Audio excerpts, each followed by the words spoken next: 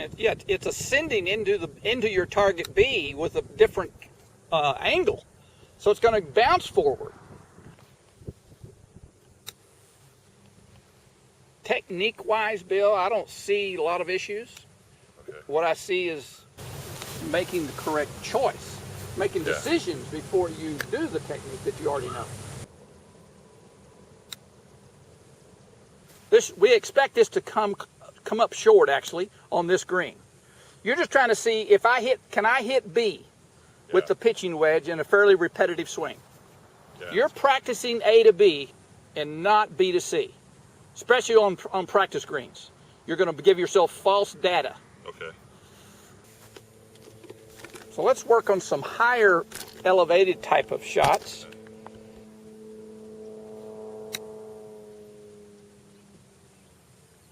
That's where I'm at with that one.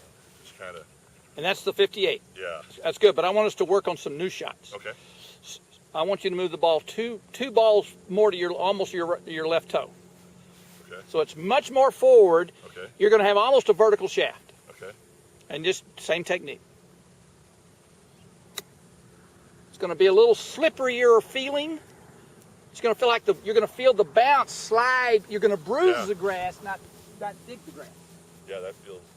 I can feel the difference. A little slippery as it goes under the ball, but it sends it up a little higher and gives you a bit more stopping power, which means you could actually swing a little faster. This allows you to have a B closer to the flag. Oh yeah. Okay, so I got to swing harder. Yeah, I can see that. Oh, that's really good. You don't have to do any manipulation during the swing with your hands to create the geometry you want with the face. It's preset. Yeah, you're already opening it up right there. Right, and just by moving the ball forward, you're going to be delivering a different, more lofty club at impact.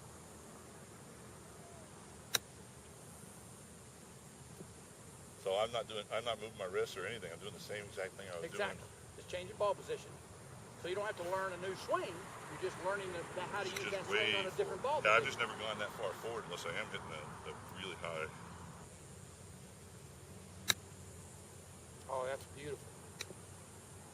Okay, Bill, this is your pitch shot with your 58 degree, and this is in your most comfortable standard ball position, kind of in the center of your stance, maybe slightly to the right.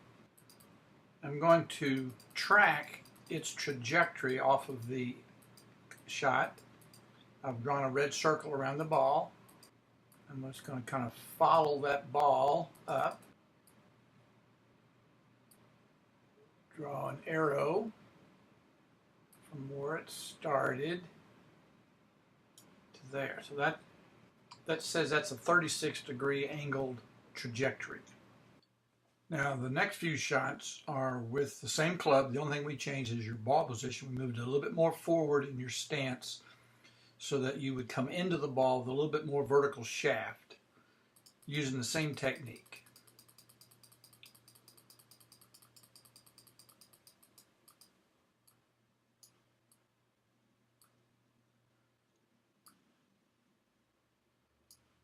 And that's 40 degrees.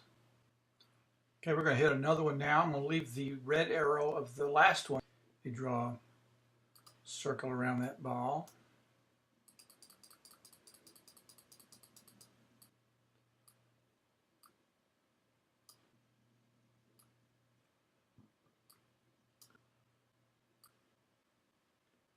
That was even more up. That was 45 degrees.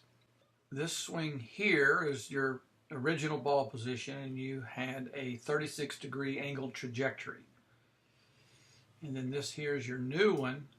The blue line represents that 36-degree angled trajectory, and the two red lines are the first two that you hit with this new technique of having the ball a little bit more forward. Here's the third one.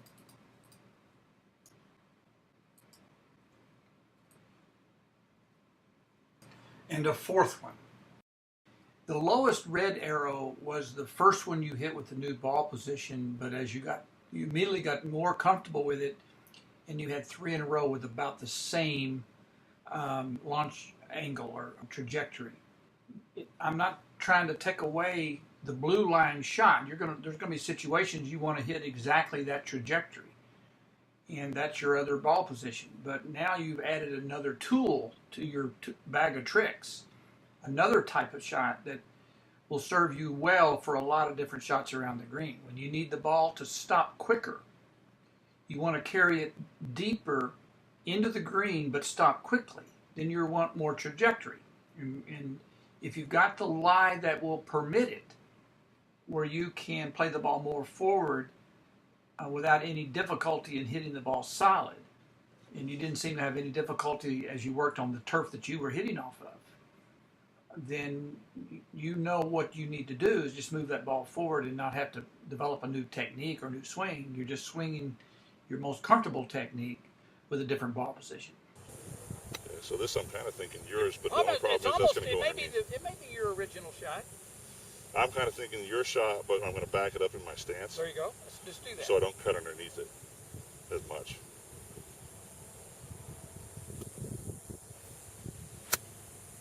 That just came through nice. That should have a little bit more release. Yeah, because I don't want to get where we were here. Yes. Because I'm going to go right underneath that thing. Well, let's feeling. test. That's a theory. That's the feeling. That's a theory. Let's test it. Okay, because it cuts so. Because if you could create more trajectory, you don't have to worry about the additional release. It just be grasped between you and the face.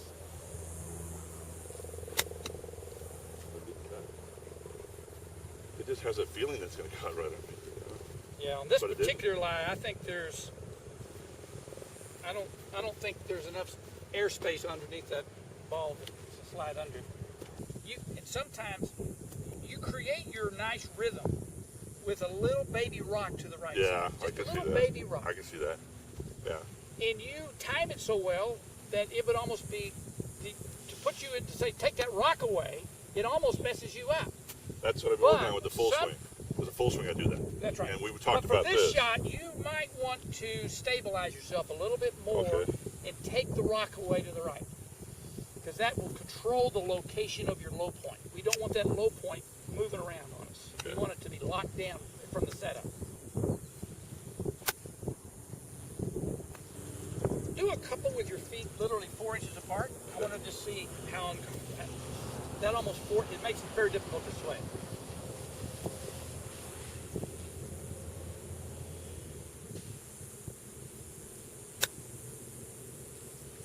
Do a couple more. I can definitely feel that I was shifting because This forces This feels stability. locked. This may be more of a drill for you than a final position.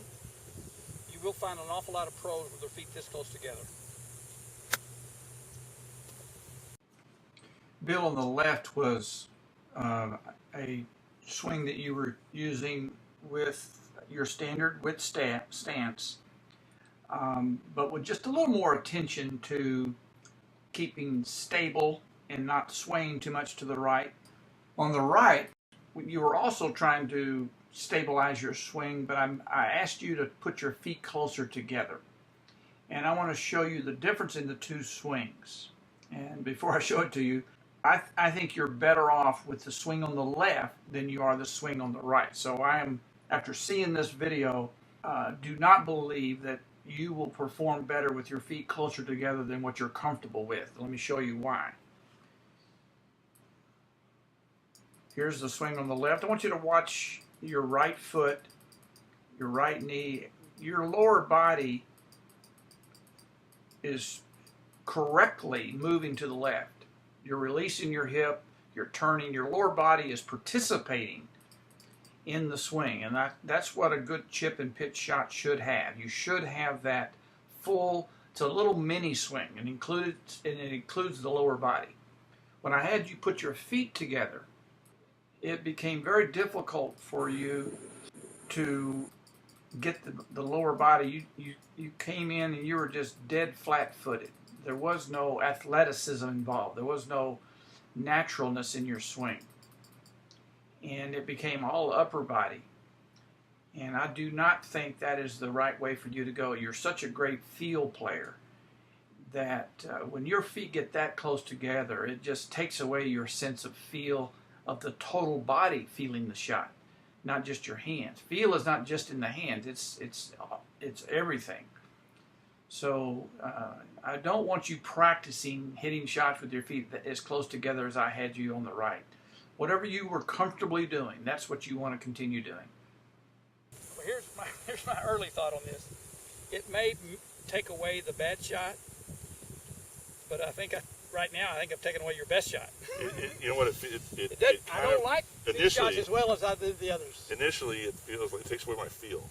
Yeah, I agree. I don't feel the rhythm. That is something that I've discovered over the last 5 or 6 years, is that the little rock to the right for some players is an asset,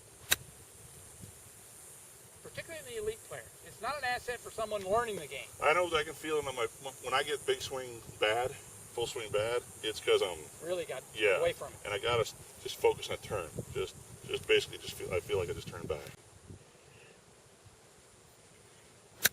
Yeah.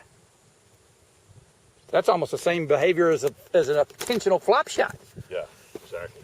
What do I need the flop shot for? Yeah, that had super high trajectory. That's easier swing. Absolutely. So we're just changing the angle of attack by changing the wrist angle. Oh yeah, look at that. Awesome. Yeah, that's a good shot. What's the trajectory of this ball?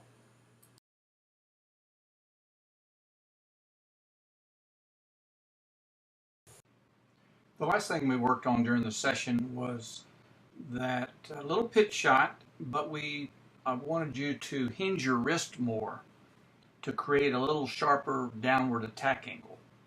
And I've already pre-drawn the trajectory, and it's 60 degrees. The pitch shot we were doing to the other chipping green, your first shot that was more of a traditional playing the ball in the middle of your stance, but without much wrist hinge at all, you had a 36-degree directional trajectory. Then I had you move the ball forward, but it was still with no wrist, and you increased that 36 to about 46. You added about 10 degrees of trajectory simply by moving the ball forward.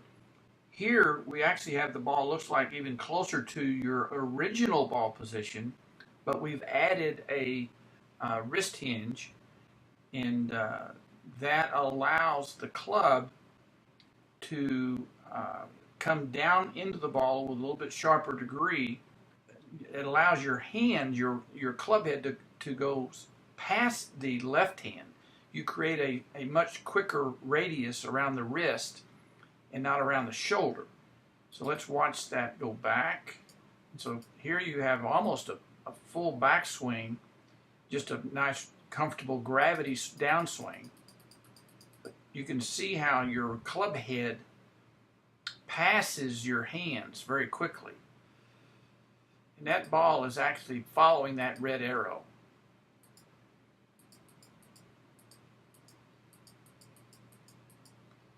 So that's a flop shot without the fast snapping hand. It's almost a very comfortable, much quieter hands, but creating the trajectory that you would want without all the violent club head speed. So that's another technique you could work on, but that's a very good 60-degree angle right there is very good.